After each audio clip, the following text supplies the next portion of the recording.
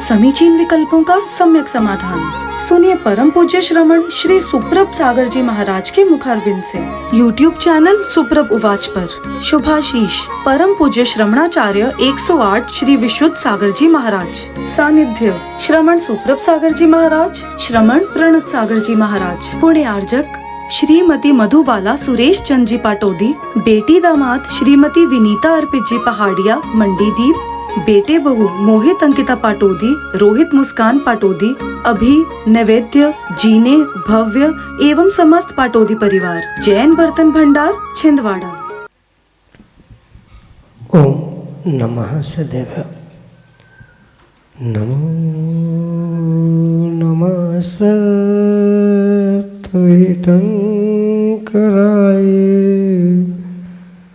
वीराय भव्याम्बुजभास्कराय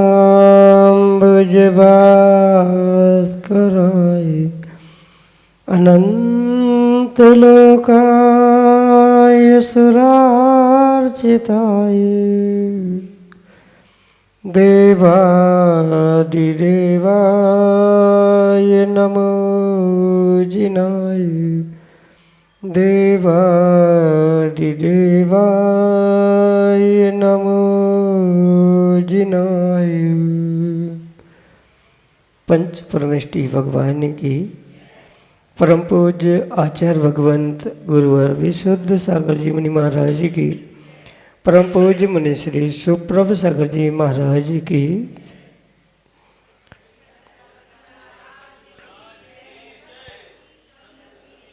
समीचीन विकल्पों का सम्यक समाधान, सम्यक ज्ञान की वह अनूठी विधा जिसके माध्यम से हम सभी प्रतिदिन अपने मन में उठते अनेक समीचीन विकल्पों का सम्यक रूप से समाधान आगम के परिप्रेक्ष्य में प्राप्त करते हैं, और वही सम्यक समाधान हमारे आत्मकल्याण का पथ प्रशस्त कराने वाला होता है।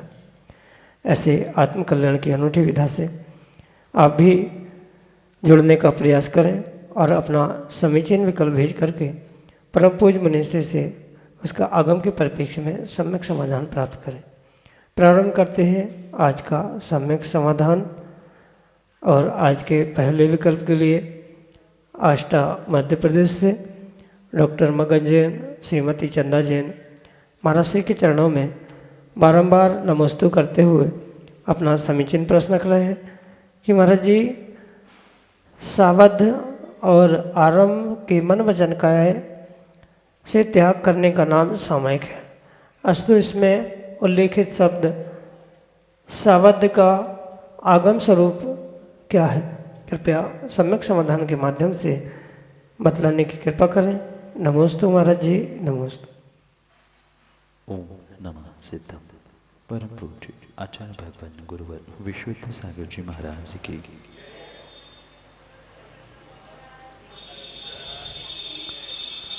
सावध्य और आरंभ, इनका मन वचन काय से त्याग करना, जो कि आर्द्र रौद्र त्याग के रूप में स्वीकार किया जाता है, उसे आचार्य भगवंतों ने सामायिक कहा। पर दोनों शब्द यानी सावध्य और आरंभ लगभग समान लगते हैं, पर दोनों का अर्थ, आशय, अभिप्राय अलग अलग। सावध्य का मतलब आचार्य भगवंत उसे पाप के रूप में ग्रहण करते हैं, और उस पाप में सबसे पहला पाप जो हिंसा है, उस हिंसा के प्रतीकात्मक रूप में आरंभ का वहाँ पर व्याख्यान करते। इसलिए सामान्य परिवेश में अगर सावध्य को समझा जाएगा तो सावध्य यानी जो भी पाप है वह प्रत्येक प्रकार का पाप सावध्य के अंदर ही ग्रहण करना होगा। वध सावध्य, जो वध्य रूप मतलब बुद्धिपूर्वक जिसमें पाप की परिणति प्रारंभ होती है, या मन वचन काय से जहाँ पाप का पुरुषार्थ होता है, उसे सावध्य कहा जाता है। और यही स्वरूप आगम में भी उस सावध्य शब्द से इंगित करने का प्रयास किया गया है। स्पष्ट सावध्य शब्द से इतना ही समझना होगा, जो भी पाप जन्य क्रियाएं हैं चाहे मन से हो, वचन से हो, चाहे काय से हो, वह तीनों योगों से होने वाली पाप प्रवृत्ति, पाप क्रिया को यहाँ सावध्य के अंतर्गत ग्रहण किया। यही आपके लिए सम्यक समझ। अमेरिका से डॉक्टर प्रदीप जैन पचमढ़ी महाराज जी के चरणों में बारंबार नमोस्तु करते हुए अपना समीचीन प्रश्न रख रहे हैं कि महाराज जी, अमेरिका में आदिनाथ जिनालय की स्थापना हुई है। वहाँ पर भगवान का अभिषेक वर्षा के संचित जल से किया जाता है, किंतु जल समाप्त होने पर नल के जल से अभिषेक करना पड़ता है। तो क्या यह सही है? हमारे समीचीन विकल्प का सम्यक समाधान करने की कृपा करें। नमोस्तु महाराज जी, नमोस्तु। कायदे से तो प्रत्येक श्रावक को मात्र धार्मिक अनुष्ठानों में ही नहीं, अपितु घर गृहस्थी में भी छने पानी का ही प्रयोग करना चाहिए। और छना पानी तभी स्वीकार किया जाता है जब उसकी विलछानी यथास्थान पर पहुंचाई जाती है। मतलब जिस स्रोत से पानी निकाला है वहीं पर अगर पानी की विलछानी पहुंचाई जा रही है तो ही वह विधिपूर्वक छना हुआ पानी स्वीकार किया जाता है। इसलिए चाहे वह बरसात का, नल का, हैंडपम्प का या अन्य किसी साधनों से प्राप्त होने वाला पानी है, क्योंकि उसकी विलछानी विधिवत नहीं होती है, इसलिए किसी भी प्रकार से उसका प्रयोग पूजन पाठ, अभिषेक या गृहस्थी की भी क्रियाओं में नहीं करना चाहिए। रही बात अमेरिका जैसे स्थानों में, वहाँ तो कुआं संभव ही नहीं है, और कहाँ कुआं, कहाँ कुएं का पानी, विलछानी। कम से कम इतना विवेक इस स्थितियों में रखने की आवश्यकता है कि जब जितना विवेक पूर्वक इन क्रियाओं को किया जाएगा उतना ही उसका विशेष फल प्राप्त होगा। जैसे मंदिर है, भगवान है, तो वहाँ अभिषेक तो होना ही होना है और बहुत आवश्यक है। बिना अभिषेक के किसी प्रकार से पूजन पाठ भी संभव नहीं होती। इसलिए ये ध्यान रखें कि अगर ऐसी व्यवस्था बनाई जा रही है, मतलब पानी उपलब्ध ही नहीं है, अभिषेक भी करना पड़ रहा है, तो ऐसी स्थिति में पुनः कभी निर्ग्रंथ गुरु के पास पहुंचकर इन विषयों के लिए प्रायश्चित अवश्य ग्रहण करें। और बहुत अच्छी बात है कि बरसात के पानी का संग्रह करें, या जैसे बहुत सारे ऐसे नेचुरल पानी के जो स्रोत होते हैं, अगर झरने आदि से पानी वहाँ मिल सकता है तो उसके पानी लेकर उसका प्रयोग किया जाए तो वो सर्वाधिक हुआ करता है। यही आपके लिए सम्यक समाधान। निधि जैन आमगांव मध्य प्रदेश से महाराज जी के चरणों में बारंबार नमोस्तु करते हुए अपना प्रश्न रख रहे हैं कि महाराज जी, धर्म भावों से होता है या क्रिया से? जो स्वास्थ्य की वजह से ज़्यादा धर्म ध्यान या तप उपवास नहीं कर पाता, वह अपना धर्म कैसे करे? कृपया हमारे समीचीन विकल्प का सम्यक समाधान करते हुए मार्गदर्शन करने की कृपा करें। नमोस्तु महाराज जी, नमोस्तु। धर्म न भावों से होता है न मात्र क्रिया से। जब तक क्रिया के साथ भाव और भावों के साथ क्रिया नहीं है, तब तक वास्तविकता में धर्म और धर्म का फल प्राप्त हो ही नहीं सकता। जैसे भोजन करने के भावों से पेट नहीं भरता, मात्र रोटी खाने से भी पेट व्यवस्थित नहीं बनता। अच्छा मन, अच्छे भावों के साथ भोजन करने की क्रिया करने से जैसा पेट भरता है, बिल्कुल उसी प्रकार से धर्म की क्रिया और धर्म के प्रति भावों को भी यहाँ समझने की आवश्यकता है।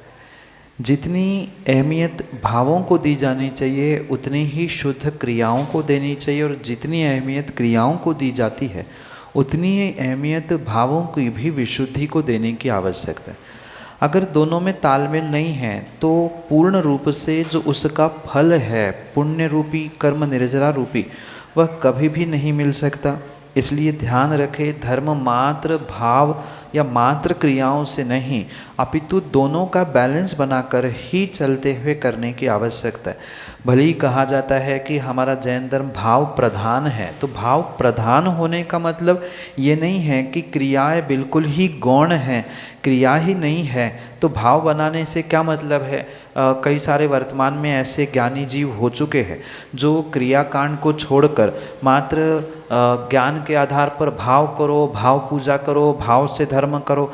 अगर भाव से ही पेट भरता होता तो फिर घर में माताओं को रोटी बनाने की आवश्यकता ही नहीं पड़ती। ऐसे भावों से ही धर्म होता भावों से ही पूजन पाठ होती तो फिर इतने सारे अष्टद्रव्य, इतनी सारी पूजन, इतनी सारी व्यवस्था आगम में पूर्वाचार्यों को और विद्वानों को बनाने की ज़रूरत ही नहीं होती। इसलिए ध्यान रखें कि क्रिया भी आवश्यक है और भाव भी आवश्यक है। दोनों का तालमेल बनाते हुए ही आपको धर्म करना होगा। और धर्म का मतलब ये नहीं है कि मात्र उपवास करना या कोई विशेष तप करना, इतना ही धर्म नहीं है। धर्म ध्यान अनेक प्रकार से जीव कर सकता है। मंदिर में ही जाकर धर्म नहीं होता, घर में गृहस्थी में अपने आवश्यकों का पालन करते हुए, इवन आप अपने गृहस्थी का भी पुरुषार्थ करते हुए, अर्थ पुरुषार्थ करते हुए भी बहुत अच्छे से धर्म ध्यान कर सकते हैं। धर्म ध्यान का मतलब हाथ पे हाथ रखे हुए ध्यान करना ही नहीं है, अपितु विपाक विचय, अपाय विचय, आज्ञा विचय आदि धर्म ध्यान को प्राप्त करना। जो जिनेंद्र भगवान ने कहा है वही परम सत्य है। उस पर श्रद्धान करना, उनकी आज्ञा को सर्वोपरि स्वीकार करना, ये पूर्ण रूप से आज्ञा विचय नाम का धर्म ध्यान है। तो इससे भी बहुत सारी कर्मों की निर्जरा होना संभव है। इसमें तो कोई स्वास्थ्य या प्रतिकूलता मायने ही नहीं रखती। आप पलंग पे लेटे लेटे भी, बैठे कुर्सी पर हो तो भी आज्ञा विचय यानी जो आगम में लिखा है उस पर श्रद्धान करते उसे मान सकते हैं। जो कर्म उदय में आ रहे हैं ये मेरे कर्म का अपाय है, इससे बचा कैसे जा सकता है, किसी दूसरे मिथ्या दृष्टि को कैसे हम सम्यक दृष्टि बना सकते हैं आदि चिंतन करना भी पूर्ण रूप से धर्म ध्यान ही है। ध्यान का अर्थ मात्र हाथ पे हाथ रखकर बैठ लेना इतना ही नहीं है। प्रत्येक क्रियाओं में विवेक पूर्वक, श्रद्धा पूर्वक अपन कार्य करेंगे। जैसे गृहस्थी में भी पानी छान कर विवेक पूर्वक प्रयोग करना, प्रत्येक कार्य में बहुत विवेक पूर्वक झाड़ू लगाते हुए, भोजन बनाते हुए क्रियाओं में अगर विवेक रखा जा रहा है तो कथनचित वहाँ भी कर्म की निर्जरा करते हुए आप एक देश अहिंसा धर्म का पालन कर रहे हैं। ये समझते हुए ही धर्म को करने की आवश्यकता है। जब जहाँ जितना समय मिले, तप नहीं कर पा रहे हैं, जाप कर सकते हैं, जप कर सकते हैं, जैसा समय मिले स्तोत्र पाठ कर सकते हैं, स्वाध्याय 5 मिनट दिन में कर सकते हैं। ये भी धर्म है, ये भी धर्म ध्यान है। इसके माध्यम से भी कर्मों की निर्जरा की जा सकती है। यही आपके लिए सम्यक समाधान। छिंदवाड़ा मध्य प्रदेश से रेणु जैन अगले समीचीन विकल्प के लिए। जी के चरणों में नमोस्तु। महाराज जी, मेरा प्रश्न यह है कि वृद्ध लोग भूल जाते हैं कि रात है कि दिन है, तो उन्हें हमें कैसे संबोधना चाहिए? माँ, वृद्धावस्था और बालावस्था दोनों बिल्कुल समान हुआ करते। जैसे कोई बालक पुनः पुनः यही पूछता है कि ये क्या है, क्यों है, कैसे है, और हमेशा माँ उसे अपनी संतान, बेटा मानते हुए पुनः पुनः समझाने का भी प्रयास करते। ऐसे ही एक बालक के समान उस वृद्ध व्यक्ति की बुद्धि होने के कारण से उन्हें भी पुनः पुनः संबोधन देने की आवश्यकता है, पुनः पुनः समझाने की आवश्यकता है कि हमारे धर्म के अनुसार जिसको आज तक आपने पालन किया है उसके अनुसार दिन रात क्या होती है, रात्रि भोजन नहीं करने का क्या फल होता है, दिन में करने से क्या होता है, आदि आदि सब कुछ पुनः पुनः समझाने से ही कुछ हद तक उनमें व्यवस्था या वे व्यवस्थित हो सकते।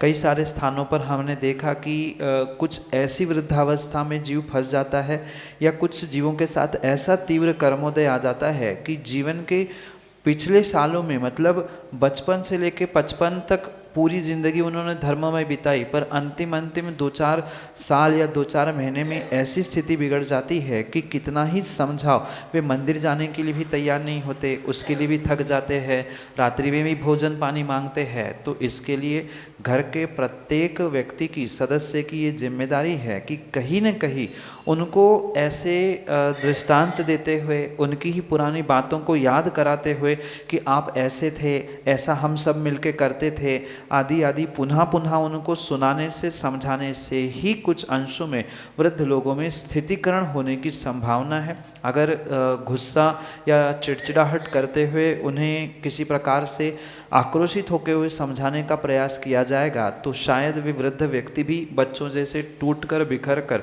और धर्म से दूर होने की संभावना है। इसलिए वृद्ध व्यक्तियों को बिल्कुल बालकों के भांति बहुत धैर्यपूर्वक ही पुनः पुनः समझाने की आवश्यकता है। जितनी बार समझाएंगे उतनी बार कम ही लगता है, पर पुनः उन्हें ये विवेक जागृत करने की आवश्यकता है कि दिन रात क्यों भेद किए हैं, उसमें भोजन करने या क्रियाओं को करने ना करने से क्या होता है।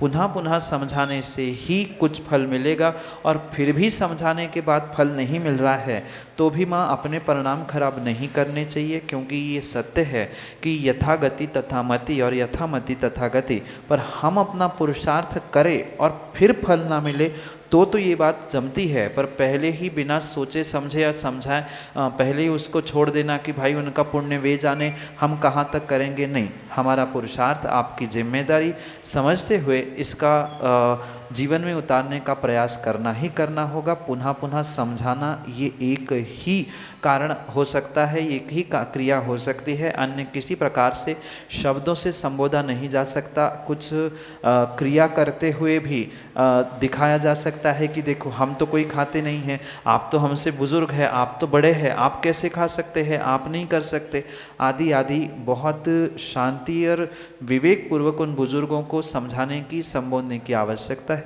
यही आपके लिए सम्यक समझ।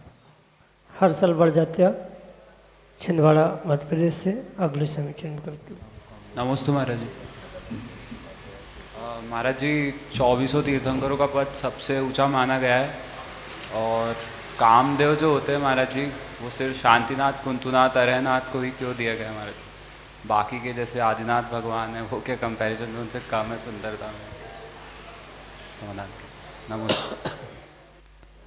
आगम में 169 महापुरुषों का व्याख्यान आता है। उनमें 24 तीर्थंकर के अलावा 24 कामदेव, 12 चक्रवर्ती, नारायण, प्रतिनारायण आदि की भी संख्या जुड़ती है। इसलिए सबसे पहले तो ये स्पष्ट समझे कि कामदेव मात्र 3 नहीं अपितु 24 कामदेव एक युग में, मतलब जितने काल में 24 तीर्थंकर होते हैं उतने में 24 कामदेव भी होते हैं। कुछ नियोग ऐसा बना शांतिनाथ, कुंथुनाथ और अरहनाथ भगवान के साथ कि वे एक समय 3-3 पदों को धारण करने वाले हो गए। मतलब उनकी संख्या 24 तीर्थंकरों में भी आ गई, उनकी संख्या कामदेव में भी आ गई, उनकी संख्या चक्रवर्ती में भी आ गई। पर इसका मतलब ये नहीं है कि मात्र 3 ही कामदेव होते हैं। ये स्पष्ट पुनः समझे कि 24 कामदेव होते हैं। 169 महापुरुषों में जैसे 24 तीर्थंकर होते हैं ऐसे ही 24 कामदेव भी हुआ करते हैं। पर ये कुछ वर्तमान के काल का प्रभाव कि तीनों पदों को धारण करने वाले एक साथ 3 तीर्थंकर भगवान हुए जो कामदेव चक्रवर्ती भी साथ साथ थे। इसका मतलब ये नहीं है कि अन्य कोई तीर्थंकर भगवान उतने सुंदर नहीं होते। सबसे शक्तिशाली और सबसे सुंदर पुरुष अगर कोई होता है तो तीर्थंकर भगवान ही होते हैं। उनके काल में वे अन्य उनकी जो व्यवस्था है उसके परिप्रेक्ष्य में वहाँ ये भेद भिन्नता विशेष रूप से समझने योग्य है। मतलब कहने का इतना सा है कि 24 तीर्थंकर अपने आप में बिल्कुल कामदेव जैसे ही विशेष होते हैं। उनका सौंदर्य किसी प्रकार से कम नहीं होता, पर चूँकि ये कर्मों के नियोग से प्राप्त होने वाले पद है और ये पूर्व कर्मों के नियोग से किन्हीं विशेष जीवों को ही प्राप्त होते हैं, क्योंकि जिसका जितना पुण्य है उतना ही होता है। कुछ जो 21 शेष कामदेव हुए वे तीर्थंकर नहीं हुए क्योंकि उनका उतना पुण्य नहीं था, पर कामदेव के पद के धारी होने से वे 21 और ये 3 तीर्थंकर जो विशेष पुण्यात्मा थे जिन्होंने एक साथ एक नहीं अपितु तीनों पदों को धारण किया था। इस कारण से ये व्यवस्था कही है। जैसे बाहुबली भगवान भी अपने आप में कामदेव थे। अगर चक्रवर्ती भरत की बात करें तो वे चक्रवर्ती पद को धारण करने वाले थे। तो ये सभी व्यवस्था उन काल गणना की अपेक्षा से और पदों की अपेक्षा से समझना होगा। जीवनधर कुमार, जम्बू स्वामी, इनको भी कामदेव की श्रेणी में रखा है, तो वे उन पदों को धारण करने वाले विशेष पुण्यात्मा थे। पर 3 ऐसे विशेष विशेष विशेष पुण्यात्मा थे कि तीनों ने युगपत मतलब तीनों पदों को एक साथ धारण किया था, इसलिए इतनी विशेष महिमा गाई जाती है। इसलिए 24 तीर्थंकर और 3 कामदेव नहीं, 24 कामदेव भी होते हैं। 12 चक्रवर्ती, 9 नारायण आदि आदि जो व्यवस्था है उसे आगम के परिप्रेक्ष्य में समझते हुए ही अपने विकल्पों को स्पष्ट करने का प्रयास करें। यही आपके लिए सम्यक समाधान। पंडित सुनीत जैन, ग्वालियर, मध्य प्रदेश से अगले समीचीन विकल्प। गुरुदेव नमोस्तु। गुरुदेव, मेरी जिज्ञासा ये है कि जैसे वो 80-85 वर्ष के वृद्ध जो हमारी समाज में होते हैं, अभी मैं कुछ टाइम पहले ग्वालियर गया था, तो एक 92 वर्ष की माता जी थी, उनको हम नियम दिलवाए कुछ, 3 अन्न का, 5 हरि का, 1 रस का त्याग, 2-3 जोड़ी वस्त्र का, उन्होंने नियम ले लिए बोलते हुए। अब परिवार वाले यदि उनका नियम ना पालन करवा पाएँ, उनकी असाध्य अवस्था हो जाए, तो उन्हें दोष लगेगा कि नहीं लगेगा? नमोस्तु गुरुदेव, नमोस्तु। व्यक्ति ने जब जागृत अवस्था में नियम लिया है और वह जब तक जागृत है तब तक पूर्ण रूप से उसे उन नियमों का पालन करना आवश्यक।